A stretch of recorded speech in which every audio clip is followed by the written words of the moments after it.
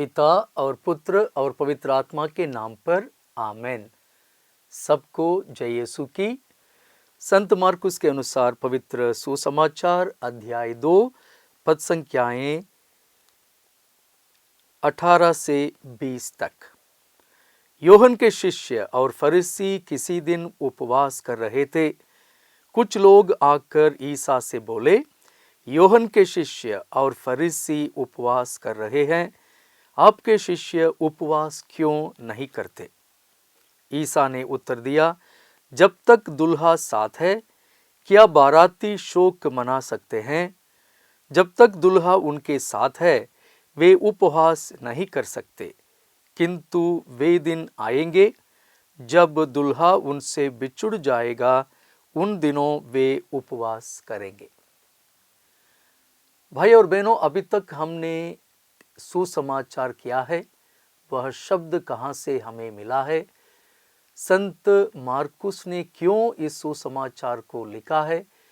उनकी प्रेरणा पवित्र आत्मा के अलावा कहाँ कहाँ से मिला है? और आगे हम आज किस परिस्थिति में संत मार्कुस ने इस सुसमाचार को लिखा है, उसके बारे में गहन अध्ययन करने की कोशिश करेंगे। प्रभु यीशु के जीवन काल में उनके समुदाय में 4 प्रकार के लोग उपस्थित थे, जो सामान्य लोगों से थोड़ा सा अलग थे, थोड़ा सा विपरीत भी थे। सबसे पहले हम देखते हैं, एक बहुत बड़ा ग्रुप था जिनको हम फरीसी कहते हैं, और दूसरा ग्रुप है सदूकी यानी सैदुसीज, और तीसरा ग्रुप है उनको अंग्रेजी में एसेन्स कहते हैं, जो कुमरान केव्स में रहते थे। कुमरान केव्स में रहते थे, जो मृत सागर यानी डेड सी के बगल में पास में जूडेयन डेजर्ट मरुभूमि के में उपस्थित थे। और चौथा ग्रुप है ज़ेलट्स, जिनमें से प्रभु यीशु का एक अनुयायी थे, जिसको हम साइमन द कनानेयन कहते हैं या साइमन उत्साही, साइमन द ज़ेलट कहते हैं। इन 4 ग्रुप में फरीसी और सदूकी बहुत बड़े विद्वान थे, पढ़े लिखे थे, और सदूकी मंदिर के विषय में एक्सपर्ट्स से, सारा मंदिर उनके कब्जे में था। ये दोनों करीब करीब रोम साम्राज्य के मित्र के समान थे। उन्हें मालूम था कैसे जीना है, इसलिए वे यह रूप धारण कर लिए। परंतु एसेन्स और जो ज़ेलट्स थे वे रोम साम्राज्य के खिलाफ थे। वास्तव में एसेन्स, जब मकबीस के बारे में हम जानते हैं, वे अपना देश को शासन करते थे। उस समय जो गैर सामाजिक और धार्मिक धारणाएं जो थे, उनसे वे असंतुष्ट होकर यरूशलेम को छोड़कर तपस्वी जीवन जीने के लिए, एक धार्मिक जीवन जीने के लिए, रिलीजियस लाइफ आजकल जो ब्रदर्स एंड सिस्टर्स जी रहे हैं, उस प्रकार एक जीवन जीने के लिए शहर को छोड़कर उस मरुभूमि में, जिसको हम जूडेयन डेजर्ट कहते हैं, मृत सागर के बगल में अपना एक समुदाय बनाकर कुमरान नामक एक छोटा सा गांव में रहते थे, इसलिए उसको हम कुमरान कम्युनिटी कहते हैं। उनका पूरा दिन प्रार्थना में, बगीचे में काम करने में और पवित्र बाइबल को कॉपी करने में लगे रहे थे अपने हाथों से। उस प्रकार एक तपस्वी जीवन। ये दोनों ग्रुप्स और ज़ेलट्स जो गोरिल्ला वार करते थे, रोमियों को, रोमानी साम्राज्य को भगाने में बहुत प्रयत्न करते थे। यानी ये दोनों ग्रुप रोम साम्राज्य के विरुद्ध थे, हमेशा वे लड़ते रहते थे। और इनका अंत, दोनों का अंत तब हुआ जब 70 एडी में टाइटस नामक एक आर्मी जनरल जुडेयन रिवोल्ट को, जो लोग इसके विरुद्ध, रोम साम्राज्य के विरुद्ध खुला एक विद्रोह करते थे, उस समय उन्हें सत्यानाश किया। यरूशलेम के मंदिर को, यरूशलेम शहर को और यरूशलेम के चारों ओर जो दीवार था उनको उन्होंने सत्यानाश किया 70 एडी में। तो उस एक परिस्थिति में ईसाई धर्म का प्रारंभ हुआ और ईसाई रोम तक पहुंचे और रोम साम्राज्य में अपना क्रिस्तीय विश्वास को जीने के लिए कोशिश कर रहे थे। अगर उस समय एक बाढ़ आई तो बोले कि ईसाइयों के कारण हुआ, अगर पानी का कमी था ये भी ईसाइयों के कारण हुआ, अगर कहीं न कहीं आग लगी वहाँ लोग मरे और बहुत सारे सत्यानाश हुआ तो फिर ये भी ईसाइयों के कारण ही हुआ। इस प्रकार ईसाइयों के खिलाफ वे बात करने लगे। उस समय में क्लाउडियस नामक एक एम्परर था, उन्होंने कुछ लिखा था जिसको हम कहते हैं द एडिक्ट ऑफ क्लाउडियस। उन्होंने ये कहा कि यहाँ से निकलो, रोम साम्राज्य से जो भी यीशु अनुयायी हैं, यीशु के भक्त हैं, वे सबको निकलना पड़ेगा, वो था। और उसके बाद एक समय आया जब नेरोनियन परसिक्यूशन हुआ था, उस समय भी ईसाई लोग वहाँ थे। वह करीब 64 एडी में हुआ था, शुरू किया था और 67-68 एडी में नीरो की मृत्यु के साथ खत्म हुआ था। जैसे हम एक्ट्स ऑफ द अपोस्टल्स प्रेरित चरित्र अध्याय 2 पद संख्या 40 में पढ़ते हैं, दिन ब दिन यीशु के अनुयायी मंदिर में एकजुट होकर प्रार्थना किया करते थे और उन्होंने घरों में रोटी तोड़कर उसे आपस में बांटकर खाते थे। प्रार्थना और रोटी तोड़ना, ये दोनों, प्रार्थना रोटी तोड़ना, आज की परिस्थिति में वह सब मिस्सा में हम मनाते हैं। उस समय पवित्र मिस्सा करके एक वर्शिप नहीं था, प्रार्थना करने का एक रूप नहीं था, इसलिए दो ही चीज, प्रार्थना करो और रोटी तोड़ो। प्रार्थना में वे अक्सर पुराने विधान के स्तोत्र ग्रंथ में से बहुत सारे गीतों को गाते थे और प्रभु यीशु के बारे में सोचकर मनन चिंतन करते थे और प्रभु यीशु के मेरे नाम पर किया करो, मेरी स्मृति में किया करो, उस वचन को याद करके रोटी तोड़ते थे, उसको खाते थे। आगे हम पढ़ते हैं प्रेरित चरित्र अध्याय 5 और पद संख्या 42 में, रोज प्रभु यीशु के अनुयायी मंदिर में और घरों में एकत्र होकर प्रभु यीशु क्रिस्त के बारे में शिक्षा देते थे और सुसमाचार का प्रचार और प्रसार करते थे। ये सब मंदिर के विनाश के पहले हुआ करता था, प्यारे भाई और बहनों, यानी 70 वर्ष के पहले ही, प्रभु यीशु मसीह के जन्म के 70वां वर्ष के पहले ही हुआ करते थे। तो फिर हम यह देखते हैं, जब कभी प्रभु के बारे में लिखते समय संत पौलुस लिखते हैं, प्रिस्का और आक्विला और उनके घर में एकत्र होने वाले सभी ईसाइयों को मेरा प्रणाम। हम पढ़ते हैं रोमियों के नाम लिखे पत्र में अध्याय 16 पद संख्या 3, 4 और 5। और भी लिखते हैं संत पौलुस अपने पहले पत्र में कुरिन्थियों के नाम अध्याय 16 पद संख्या 19 में, वहां वो कहते हैं कि निम्फा के घर में एकत्र होने वाले कलीसिया के अनुयायियों को, ईसाइयों को मेरा प्रणाम। कुलुसियों के नाम लिख के अपने पत्र में लिखते हैं निम्फा और उनके घर में एकत्र होने वाले सभी विश्वासियों को मेरा प्रणाम। अध्याय 4 और पद संख्या 15 में। यानी इस प्रकार ईसाई और यीशु के अनुयायी घरों में और मंदिर में एकत्र होकर प्रार्थना करते थे। भाई और बहनों, मैं आप लोगों को बोल रहा था कि यरूशलेम में जो क्रिस्तीय विश्वासी थे वे मंदिर में और घरों में एकत्र होकर प्रार्थना करते थे, परंतु रोम साम्राज्य में कोई मंदिर नहीं था। वे क्रिस्तीय विश्वासियों के घर में एकत्र होते थे और भय के कारण वे किसी ईसाई के घर में रात में एकत्र होकर प्रार्थना करते थे, और खास करके शनिवार शाम को और पूरी रात, क्योंकि इतवार प्रभु का दिन है।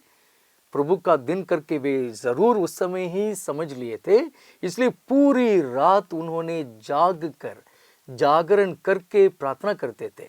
जरूर उन्होंने जोर से गाया, इसलिए रोम साम्राज्य में उपस्थित वो गैर यहूदी, जिनको हम जेंटाइल्स कहते हैं, वे इसको देखते थे, सुनते थे और बोले कि इन ईसाइयों के साथ क्या हो रहा है। क्या वे एथेइस्ट हैं? क्या वे किसी ईश्वर पर विश्वास नहीं करते हैं? अगर करते हैं तो फिर वो ईश्वर कौन है? इस प्रकार कई सारे प्रश्न उनके मन में जरूर आया था। उस समय जो रोम के सम्राट थे नीरो, वे रोम शहर को नया बनाना चाहते थे, एक प्रकार के नवीनीकरण लाना चाहते थे, परंतु रोमन्स उसको विरोध करते थे। इसलिए उन्होंने एक षड्यंत्र रचा था। जुलाई 64 एडी में वे रोम छोड़कर आंसियो करके एक शहर गए थे जो समुद्र तट पर था। उनके कुछ अनुयायियों को ये बताया था कि चिर्को मासिमो करके कोलोसेयम के बगल में एक बहुत बड़ा मैदान था, वहां बहुत सारे दुकान थे, वहां आप लोग आग लगाओ, आग लगाकर मुझे आकर बताओ। एक सैनिक अपने घोड़े में जाकर दूर जाना पड़ता है, जाके मुझे बताओ, मैं आऊंगा और उस आग को बुझाने के लिए कोशिश करूंगा। ये था षड्यंत्र। उसी प्रकार उन्होंने षड्यंत्र रचाकर वहां आंसियो गए और उनके अनुयायियों ने आग लगाया और खबर उनको दिया गया। वे आकर, जैसे उन्होंने कुछ नहीं जानता था करके, आकर उनके उस आग को बुझाने के लिए कोशिश किया। उस समय कहते हैं रोम में 7 डिस्ट्रिक्ट थे। उस 7 डिस्ट्रिक्ट में करीब करीब 4-5 डिस्ट्रिक्ट का सत्यानाश हो गया था। ये सब होने के बाद उन्होंने ये कहा, यह आग की दुर्घटना ईसाइयों के कारण हुआ। ईसाइयों ने ही रोम शहर को सत्यानाश करने के लिए इसको बनाए थे। तो उस समय से वे रोम में उपस्थित या स्थित ईसाइयों का परसिक्यूशन, क्रूवल सफरिंग सब शुरू हुआ। वो क्या करते थे? मनुष्य के शरीर के ऊपर एनिमल स्किन्स, वो जानवर के जो चमड़ी है उसको लगाकर और उसके ऊपर पेट्रोल या एक प्रकार का तेल उनमें डालकर उनको जलाए थे रात में।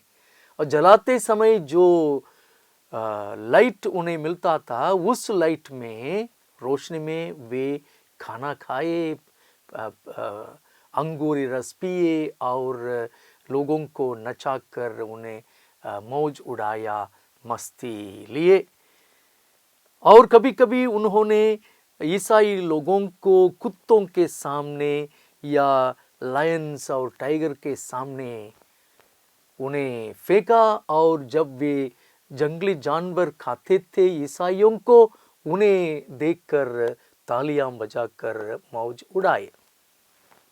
एंटरटेनमेंट, पब्लिक स्पेक्टेकल के रूप में उस ईसाई में बहुत सारे स्त्रियां, बच्चे और पुरुष मर गए थे, जिसे हम कहते हैं नेरोनियन परसिक्यूशन। मार्क ये सब जानते थे, उन्हें देखते थे शायद, और इस प्रिकेरियस सिचुएशन में इस प्रकार की एक स्थिति में उन्हें यह उचित समझा, उन्हें यह ज्ञान प्राप्त हुई कि एक सुसमाचार लिखना बहुत ही ज़रूरी है। तो उन्होंने क्या देखा? उन्होंने ये देखा, सबसे पहले उन्होंने ये देखा कि बहुत सारे क्रिस्तीय विश्वासी मारे डाले जा रहे थे, ब्रूटली किल्ड। तो उन्हें आश्वासन देना बहुत ही ज़रूरी था। तो उन्हें दूसरा पॉइंट ये भी ज़रूरी था कि वे रोम में रहते हैं, रोम के जो नेता है उनके खिलाफ कुछ नहीं लिखना चाहिए, उन्हें उनके खिलाफ कुछ नहीं लिखना चाहिए, क्योंकि वे जानते थे कि वे ईसाइयों को मिसअंडरस्टूड करते थे। They did not understand the Christians. उनकी जानकारी जो थी ईसाइयों के बारे में वो सही नहीं था, इसलिए वे ईसाइयों के बारे में एक अच्छा अध्ययन देना भी चाहते थे। ये दूसरा विषय है, रोमन्स के खिलाफ नहीं है। जो द्वेष रोमन्स कर रहे हैं वो सही नहीं है, इसलिए वे लिखना ज़रूरी समझते थे। और ये भी दिखाना चाह रहे थे कि यहूदी और ईसाई दोनों अलग अलग है। ईसाई यहूदी समाज के नहीं थे, कुछ यहूदी ज़रूर ईसाई बने और बहुत सारे ईसाई यहूदी समाज के नहीं थे। इसलिए वे यह दिखाना चाहते हैं कि यहूदी और ईसाई दो अलग ग्रुप है, दो अलग गुट है। और फोर्थ प्रॉब्लम ये था जो उन्होंने देखा कि यहूदी समाज में जिस प्रकार के ग्रुप्स थे, उसी प्रकार ईसाई कम्युनिटी में भी बहुत सारे टेंशन्स थे। वो टेंशन इस प्रकार है, जो रिच पीपल है, अमीर है, वो जो गरीब थे उनको सताते थे। इसलिए संत मार्कुस को यह लिखना पड़ा कि क्रिस्तीय समुदाय में एकता की ज़रूरत है, और अमीर लोगों को गरीब लोगों का देखभाल करना, उनकी मदद करना, उनका हाथ उठाकर समुदाय में उन्हें आलिंगन करना, एम्ब्रेस करना, ये भी बहुत ज़रूरी है। वो भी संत मार्कुस के मन में था, और उसके लिए भी उन्हें कुछ न कुछ लिखना पड़ा। तो सबसे पहले भाई और बहनों, हम देखते हैं कि जैसे संत मार्कुस लिखेंगे अध्याय 8 पद संख्या 34 में, मैं आप लोगों को पढ़ के सुनाऊंगा। 34 पद संख्या में, जो मेरा अनुसरण करना चाहता है वह आत्मत्याग करे और अपना क्रूस उठाकर मेरे पीछे हो ले। 35वां पद संख्या, क्योंकि जो अपना जीवन सुरक्षित रखना चाहता है वह उसे खो देगा, और जो मेरे तथा सुसमाचार के कारण अपना जीवन खो देता है वह उसे सुरक्षित रखेगा। तो नेरोनियन परसिक्यूशन के समय में जो अपना जीवन बचाना चाहता है, जो वहां से भाग जाता है, वास्तव में वह अपना जीवन खो देता है। परंतु जो भाई बहन और बच्चे ईश विश्वास के लिए, क्रिस्त पर जो विश्वास उन्होंने रखा, उसके लिए जो अपना जीवन खो देते हैं, वास्तव में वे अपना जीवन को सुरक्षित रखते हैं आने वाले जीवन के लिए। ये वह मार्क लिखते समय लिखना चाहते थे, आश्वासन देने के लिए। और हम ये पढ़ते हैं अध्याय 13 मार्कुस के अनुसार सुसमाचार में पद संख्या 9 में, 13:9 में, सावधान रहो, लोग तुम्हें अदालतों के हवाले कर देंगे, तुम्हें सभागृहों में कोड़े लगाएंगे, तुम मेरे कारण शासकों और राजाओं के सामने पेश किए जाओगे, जिससे तुम मेरे विषय में उन्हें साक्ष्य दे सको। ये सब उस समय हो रहा था। और संत मार्कुस ईसाइयों को धारणा उस समय किस प्रकार रहना चाहिए, इस बहुत बड़े तकलीफ को किस प्रकार उन्हें सामना करना चाहिए, इसलिए वे लिखते हैं, क्योंकि यह आवश्यक है कि पहले सभी राष्ट्रों में सुसमाचार का प्रचार किया जाए।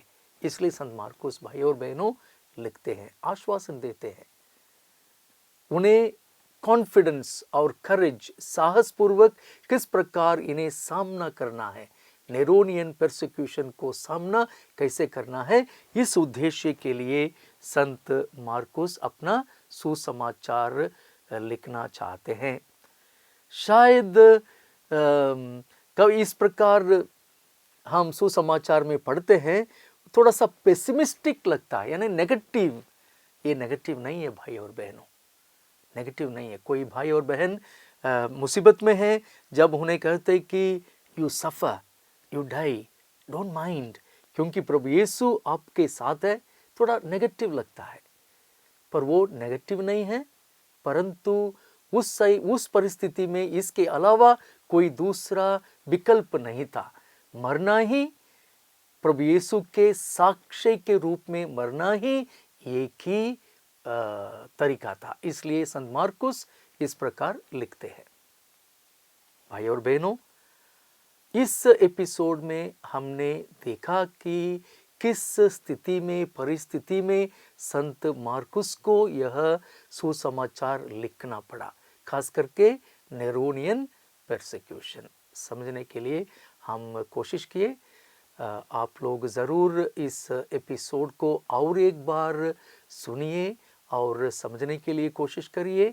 और जैसे मैंने कहा था, जो भी प्रश्न आप लोगों के मन में है ज़रूर कमेंट में लिखिए, मैं पढ़कर उसका उत्तर देने की कोशिश, प्रयत्न ज़रूर करूँगा। प्रभु यीशु ख्रिस्त का अनुग्रह, आशीष आप लोगों के साथ रहे, पिता और पुत्र और पवित्र आत्मा के नाम पर। आमेन। जय यीशु की।